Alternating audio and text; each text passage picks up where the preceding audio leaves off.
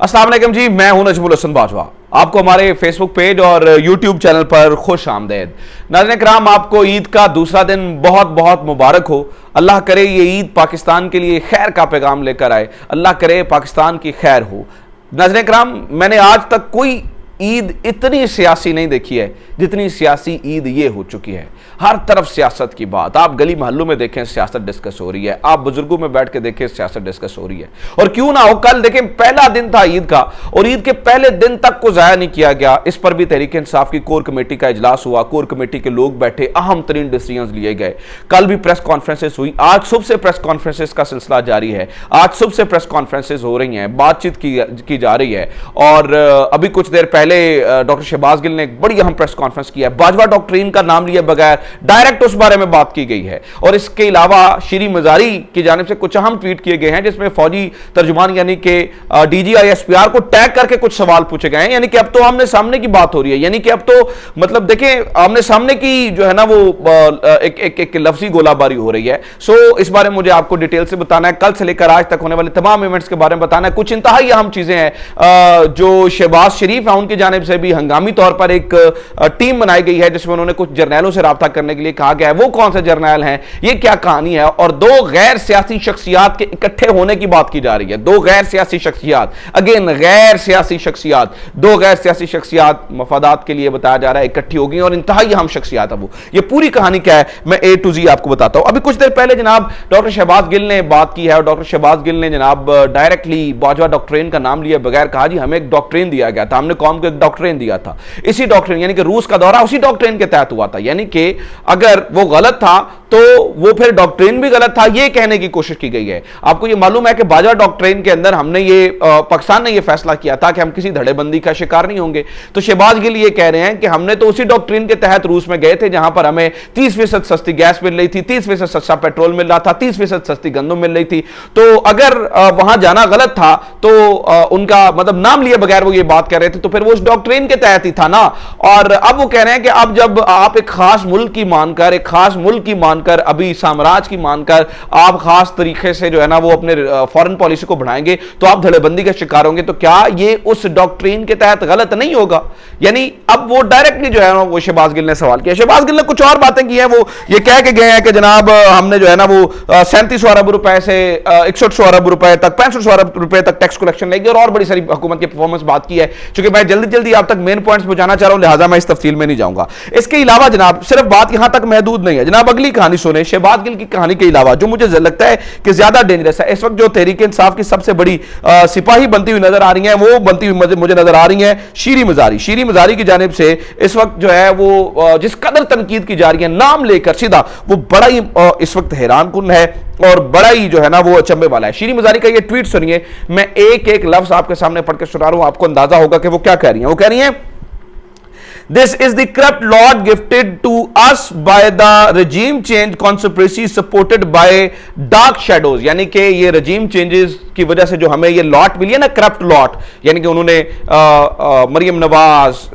नवाज शरीफ, शहबाज शरीफ, जरदारी, बिलावल भुट्टो सब की वीडियोस लगा के इसके ऊपर एक पैगाम लिखा और कहते हैं ये जो करप्ट लॉट मिली है ये हमें जो है ना वो रजीम चेंज की वजह से मिली है। और वो कहते हैं कि DGI, आगे उसने लिखा, उन्होंने लिखा #DGI-SPR neutrality doesn't mean inability to decide whether to stand with Pak sovereignty or demand by some country।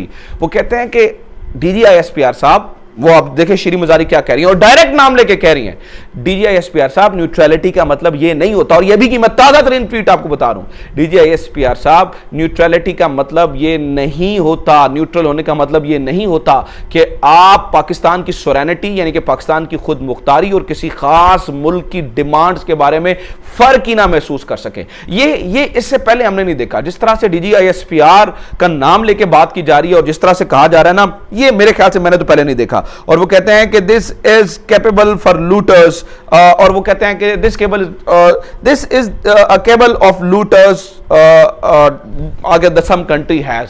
तो वो खास मुल्क है, वो कहते हैं कि जनाब ये सपोर्ट करदा डाकू डकैत चोर लुटेरे हैं जो इस वक्त हम पर तैनात किए गए हैं। और अगर आप पाकिस्तान की खुद मुख्तारी में और खास मुल्क की डिमांड में फर्क नहीं कर पा रहे हैं तो फिर इसको न्यूट्रलिटी नहीं कहते हैं। तो आप समझिएगा कि यहां पर इस वक्त जो माहौल मुझे बनता हुआ नजर आ रहा है ना, वो माहौल ये बनता हुआ नजर आ रहा है कि आमने सामने की लफ्जी वार शुरू हो चुके हैं। आमने सामने के लफ्जी वार जो है वो इस वक्त हम देख रहे हैं। सिर्फ यहां तक बात मौजूद नहीं है जनाब वाला, आज मैं आपको बताऊं, अच्छा कुछ चीजें मैं आपके सामने और भी रख दूं।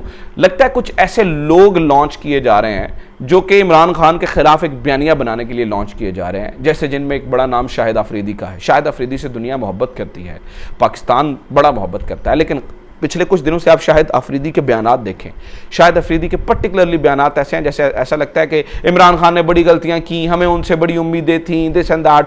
तो लगता यह है कि पिछले कुछ दिनों से कि शाहिद अफरीदी पर्टिकुलरली, और फिर जिस तरह से शहबाज शरीफ साहब को उन्होंने मुबारकबाद दी, और ये लगता यह है कि एक खास मकसद के लिए जो है ना। अब वो दो गैर सियासी शख्सियात के बारे में सुन लीजिएगा। मैं नाम ले सकता हूं ना, उसमें नाम लिखा है। ये हसन अयूब साहब बड़े सीनियर जर्नलिस्ट हैं, बड़े जो है ना वो मोतबर जर्नलिस्ट हैं, ये रिपोर्टिंग भी करते हैं। मैं इनका नाम पहले भी कई बार ले चुका हूं और मेरे लिए बड़े मुअज़्ज़िज़ हैं।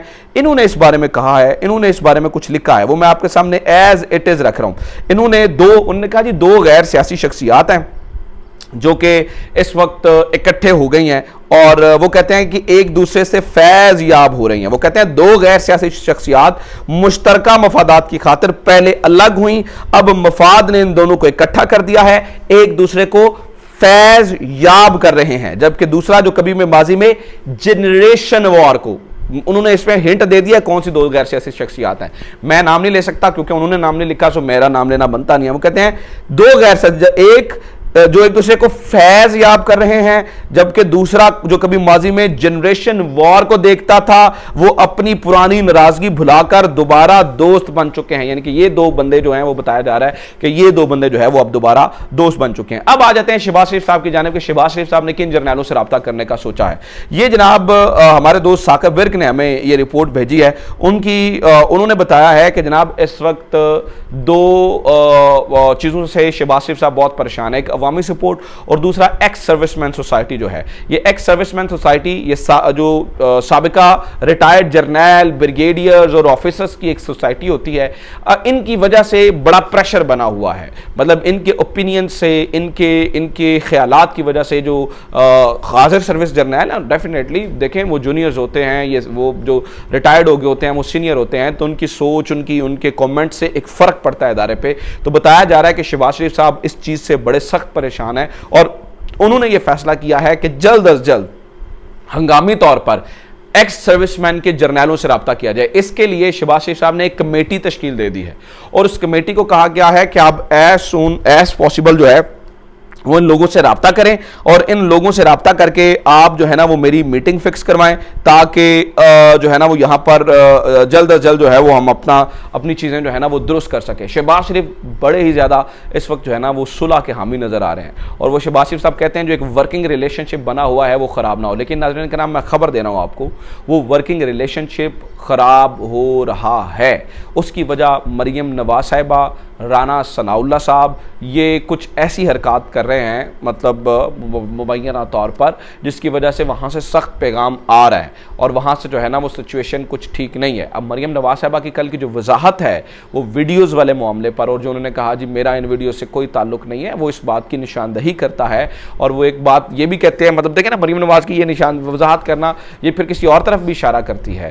तो क्या ये जानबूझकर तो ये नहीं कर रहे हैं, क्या यार जानबूझकर तो इस तरह से जो है ना वो मलबा किसी और पर डालने की कोशिश तो नहीं कर रहे हैं। सो एक गेम ऑन हो चुकी है इस टाइम नाज़रीन कराम। एक लगता है जैसे कि एक विशियस सर्कल जो है वो चल पड़ा है। इसका क्या नतीजा निकलता है कुछ अंदाज़ा नहीं है। सो ये आज की बड़ी बड़ी अपडेट्स हैं जो इस वक्त हो रही हैं। मुझे उम्मीद करता हूँ ये वीडियो आपको पसंद आई होगी। वीडियो को शेयर करें, चैनल सब्सक्राइब जरूर करें। अपना ख्याल रखें। खुदा हाफ़िज़। पाकिस्तान जिंदाबाद।